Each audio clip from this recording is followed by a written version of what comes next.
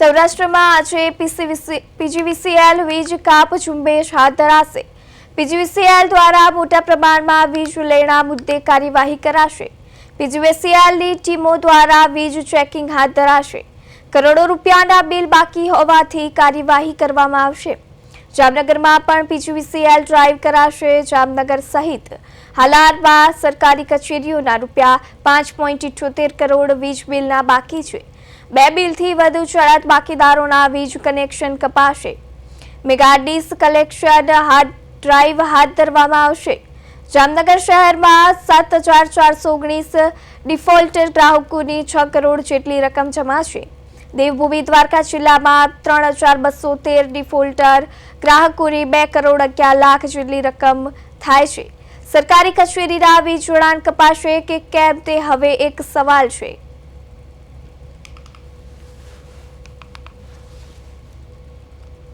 તો વર્તુળ કચેરી આજે નિગમિત કચેરીની સૂચના મુજબ આજે 25/2/2026 ના રોજ સમગ્ર પીજીવીસીએલમાં મેગા ડિસ્કનેક્શન ડ્રાઈવનું આયોજન કરવામાં આવેલું હતું। તે અંતર્ગત આજે જામનગર વર્તુળ કચેરી હેઠળ અને જામનગર જિલ્લા ખાતે ટોટલ 267 ગેમનું આયોજન કરી એમાં જે ડિફોલ્ટર ગ્રાહકો છે એમાં 7,419 અને 6 કરોડ જેટલી એની રકમ છે।